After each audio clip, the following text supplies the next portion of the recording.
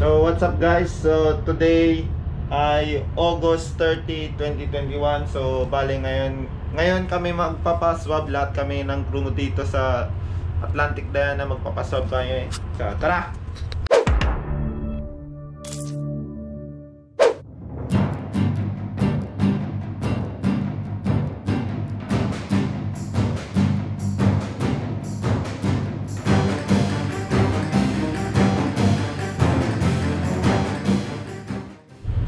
So tapos na kami lahat mag-swab, then mga after 24 hours darating na yung resulta namin, or mga 12 hours lang ata kasi minamadali na kasi bukas ata ng umaga alis na kami ng barko kasi nga darating na yung mga bagong crew. So goodbye Atlantic Diana, hello MV Targa.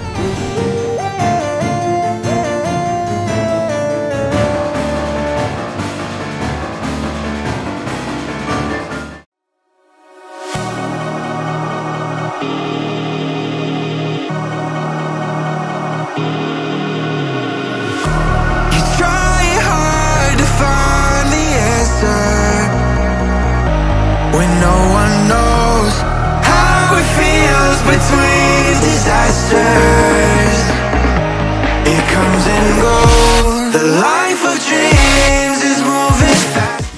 So kakarating lang namin ngayon dito sa Piraeus Port, Athens, Greece. Kita-kits. So andito na kami ngayon sa immigration. Dito bro.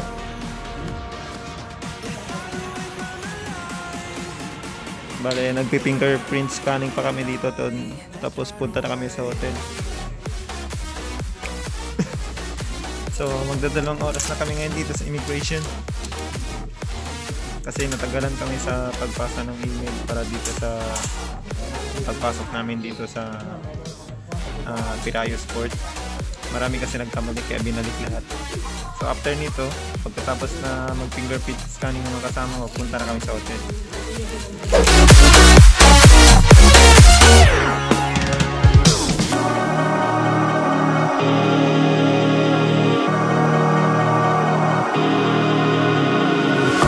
We're falling hard to find the answer. With this life we live, be all that matters.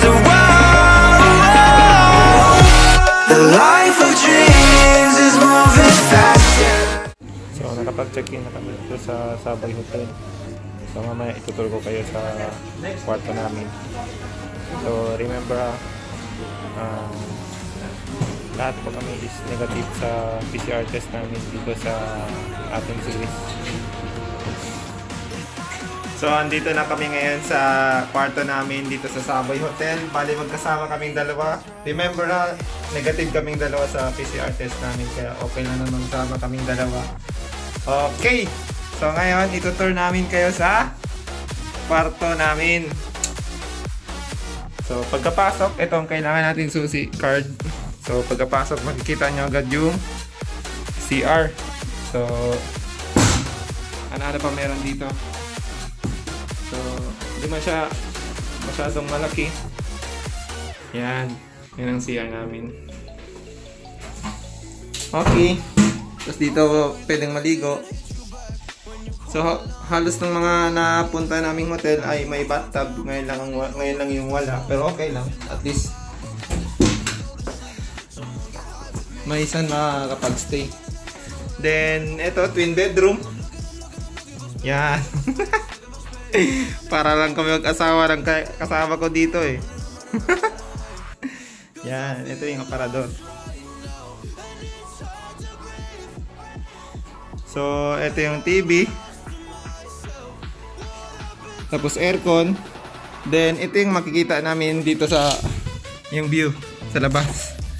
Kaso parang wala man talagang view. Yan.